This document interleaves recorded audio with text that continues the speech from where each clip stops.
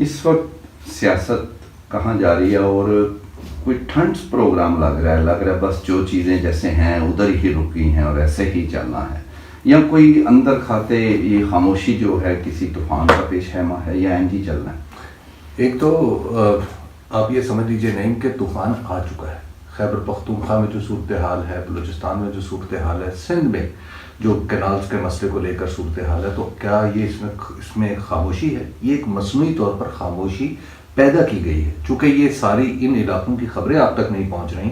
اس وقت بلوچستان کے اندر اختر جان مینگل صاحب ایک جگہ اپنا دھرنا لے کر بیٹھے ہوئے ہیں. ڈیرا بگٹی سے ایک نیا لانگ مارچ شروع ہونے کا امکان پیدا ہو رہا ہے.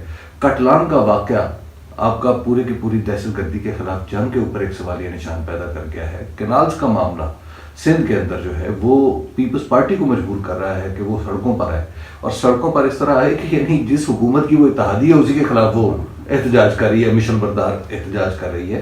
تو آپ اس کو کیسے کہہ سکتے ہیں کہ یہ خاموشی ہے؟ یہ معاملات ایسے ہی چلتے رہیں گے. معاملات میں خرابی روز بروز بڑھتی چلی جا رہی ہے. ایک ڈاؤن ورڈ اسپائرل ہے جس میں ہم اوپر سے نیچے تیزی سے ہم نیچے کی طرف جا رہے ہیں. اور آج ہی اخبارات میں خبر چھپی ہوئی ہے کہ پاکستان کا پاسپورٹ نیچے سے 5ویں نمبر پہ ہے. یعنی پاکستان کے پاسپورٹ کی اہمیت میں بھی کوئی اضافہ نہیں ہو سکا. وہ کون سی چیز ہے جو آپ سمجھتے ہیں کہ پچھلے 3-4 سال میں بہتری ہوئی ہے اور اس بہتری کو بنیاد بنا کے ہم کہیں کہ پاکستان کی سیاست بالکل کسی صحیح نہج پہ چل پڑی؟ ایسا تو نہیں ہوا. بجلی سستی کی تھی، پیٹرول مہنگا کر دی. جو پیٹرول کی قیمتیں لوگوں کو پاس آن کرنی تھی وہ دراصل پاس آن نہیں کی، وہ بجلی کی قیمتوں میں ایڈجسٹ کرنی. یہی کل وزیر اعظم نے خود بتایا ہے کہ جناب میں نے یعنی اس پہ بہادری کی آپ ذرا داد دیں.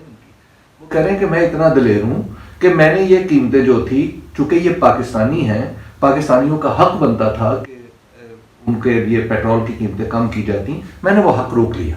اور اس کے بعد بھی پھر IMF نہیں مان رہا. اور IMF کو میں نے جناب پتہ نہیں کس طرح داد شجاعت دیتے ہوئے منایا کہ جو ہمارے پیسے یعنی ہمارے حبیب اکرم کے نعیم اشرف کے پیسے ہیں جو حکومت نے روکے ہیں پیٹرول کی قیمتوں میں، اس کو ہم بجلی کی صورت میں احسان چڑھا کے دے دیں گے. یہ ہے اکانومی. اس کو آپ اکانومی کہتے ہیں؟ ایک معاملات میں بہت بڑا بگاڑ ہے، نہ صرف گورننس کے لیول پہ بلکہ اس کے ساتھ ساتھ سیاسی سطح پر بھی. تو سیاسی سطح کا جب بگاڑ اتنا بڑا پیدا ہو چکا ہے تو اسے کسی صورت میں یہ نہیں کہا جا سکتا کہ یہ درست حالات ہیں. حالات کافی خراب ہو رہے ہیں اور ہاں ان کو درست کرنے کی کوششیں کام ہو رہی ہیں. اچھا، کوششیں کام ہو رہی ہیں؟ جی، ان کی کوششیں کام یعنی ہو رہی ان کے دل ہی چھڑتا ہے. دیکھیے حالت یہی ہے نا